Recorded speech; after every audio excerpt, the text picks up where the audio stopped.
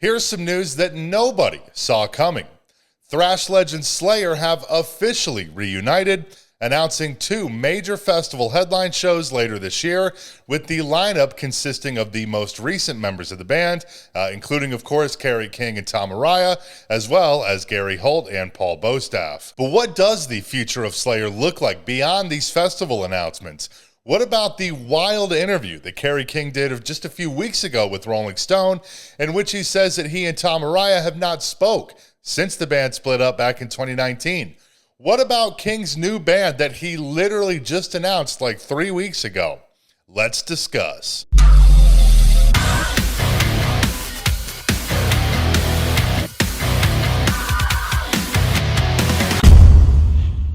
In a shocking announcement on Wednesday, it was announced that after around 5 years, Big Four legend SLAYER were officially reuniting to headline both Riot Fest in Chicago, as well as Louder Than Life in Louisville, Kentucky, both later this year, with Araya stating in a press release, "Nothing compares to the 90 minutes when we're on stage playing live, sharing that intense energy with our fans, and to be honest, we have missed that." Kerry King also added, "Have I missed playing live? Absolutely. SLAYER means a lot to our fans. They mean a lot to us.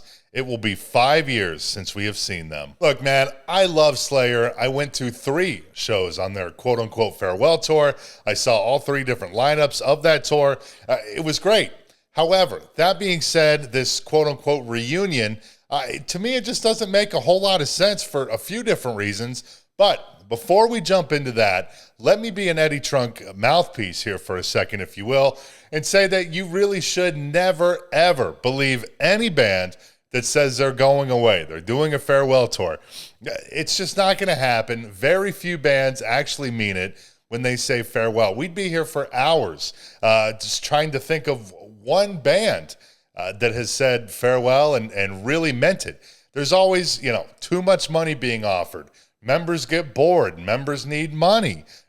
Maybe it was just the farewell thing was just a ploy from the beginning, just in an effort to sell more tickets. And they knew ahead of time they were just going to take a 5-6 year break. Not SLAYER. I'm just talking about anyone in general. But blah, blah, blah. There's a million different reasons why a band will reunite. Like I said, there's a few different reasons why this reunion doesn't make sense to me, although I guess it can really all be boiled down to just Kerry King. For one, the timing of this is just incredibly odd. It was literally just a few weeks ago that King announced his new band under his own name, his first ever project outside of SLAYER, also released the single Idle Hands, which killer, by the way, along with the announcement for the rest of the band members, which are, of course, Mark Osegueda on vocals from Death Angel, now former Vio-lence and Machine Head guitarist Phil Demmel, playing alongside King, of course, Hellyeah bassist Kyle Sanders, which that one felt like a little bit of a curveball, not necessarily something I would have seen coming, and, of course, longtime SLAYER drummer Paul Bostaph. Along with the release of the single and the announcement of the other members in the band, it was also announced that, along with Malevolence, they would be supporting both Lamb of God and Mastodon later this summer, both of whom are celebrating 20 years of key albums, with LOG's Ashes of the Wake and Mastodon's Leviathan. A quick sidebar, too. I don't know why these support bands' logos are so fucking small on this artwork. I mean, Jesus Christ, if you didn't know they were there, you could completely overlook it. The artwork is incredible. I get they don't want to put anything on it that's going to cover it up or whatever, but good God. It reminds me of that whole thing a few years ago with that band Bad Omens, when supposedly they dropped off of a tour because their logo was too small on the artwork, which, look, I'm sure there was more to it than that. Once they dropped off that tour, they ended up putting out their own shirts that have their logo on it, incredibly small. So I'm sure there was more to it than that. But anyways, getting off topic, I digress. Like I said, I thought the single Idle Hands was great. I'm super stoked to hear the whole record. I think it comes out in May, like May 18th or something like that. But I was already a little bit curious to see how active this band could be, given that in particular Mark Osegueda and Phil Demmel have Death Angel and Vio-lence respectively. So, I wasn't sure how quote-unquote full-time this would be. But then almost as soon as this whole thing with Kerry King got announced, it was announced that Demmel would no longer be a part of Vio-lence. So I think Kerry King is the only band he's a part of now.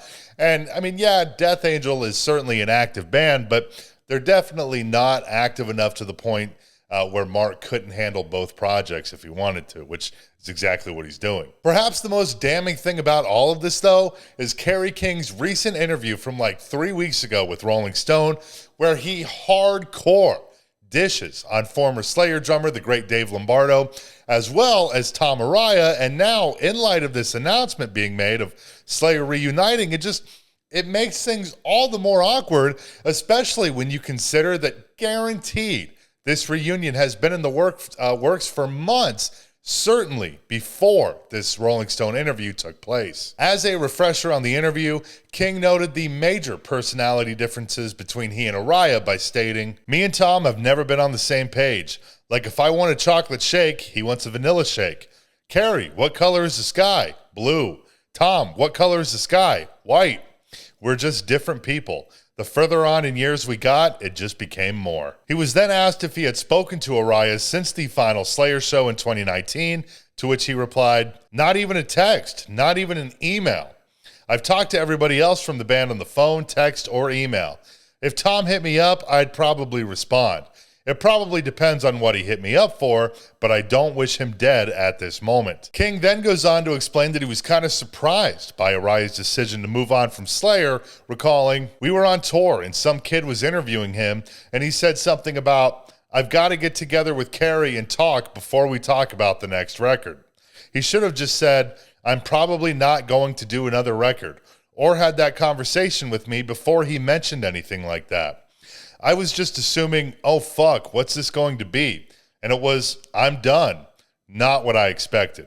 But if you made that decision, I'm not going to try to talk you out of it because your heart's not going to be in it anyway." As far as Slayer ever doing anything again, and mind you, this was 3 weeks ago that this interview came out, so call it maybe a month old at best, Kerry added, "Will Slayer tour again? I'm pretty sure that's not going to happen. Could Slayer play a show again? I'm sure there's a scenario. Am I looking for it? No. I'm just getting ready to start my solo career. So if that happens, it happens. But I'm going to be doing this for the next 10 years at least." That statement right there proves that you should never believe anything that a band member says in the press. I mean, this was, again, 3 weeks ago. He's saying he doesn't ever see it happening. I mean, I guess there's always the chance that this interview was conducted months and months ago, but I seriously doubt it. I don't think it was. Maybe a month and a half ago at best. And with the Riot Fest happening, Louder Than Life, this reunion, negotiations, all that kind of stuff have certainly been in the works way longer than that, going back to sometime probably at the earliest Q4 of 2023. Now, of course, bands don't have to get along to make things work. I mean, look at a band like Motley Crue. They hate each other, and they're still at it decades later, without Mick Mars, of course, but it's a whole nother conversation for another day. But still, Vince Neil and Tommy Lee especially have feuded for many, many years. They don't like each other. They don't get along. But the difference here, though, is that they're not slamming each other in the press, unlike Kerry King, because, again, this Rolling Stone interview is just a few weeks old, and he's saying shit like he said. I guess when you mix in this Rolling Stone interview, and Kerry just now announcing his new band, which I guess depending on how you look at it, you could hypothetically look at it as Kerry is using these two Slayer shows to promote his new project, which I don't know, I guess it makes some sort of sense to some extent. But when you look at the whole picture, it just really doesn't make a lot of sense. The whole thing's kind of confusing, if you ask me. That being said, though, am I stoked that they are back? You fucking bet I am. As far as the future of Slayer goes, I mean, I don't really know. I find it hard to believe that just Riot Fest and Louder Than Life would be the only two shows that they play, and then they just go away again. But on the flip side, I do feel like Kerry King wants to take his new band as far as he can go. I mean, I guess in theory he could do both. The single he released, Idle Hands, sounds a lot like a Slayer song. So, I mean, essentially he'd have two projects that sound basically the exact same. But he's also made it very, very clear that he did not want Slayer to end. But then again, I think on social media, Gary Holt's wife pointed out, she's like, hey, these are just a couple shows. It's not a full tour. So I don't know. It's really a crapshoot with what's going to happen with Slayer following these two festival appearances. I will point out, though, that Slayer is only headlining these festivals because it's a reunion similar to them playing arenas on their farewell tour. Prior to them doing the farewell tour, they were not playing arenas. They most certainly were not headlining major festivals. They were always a part of a package like Mayhem Fest or something like that. And when they did headline, it was, large theaters, small arenas at best. I distinctly remember Slayer headlining the Cleveland Agora like 10 years ago, which is a 2,000 cap theater. So, these reunions and farewells and all that kind of shit, I mean, the amount of money that it brings in is really just remarkable. I mean, just stupid amounts of money. Either way, though, it'll certainly be interesting to see what happens with both Slayer and Kerry King's new project.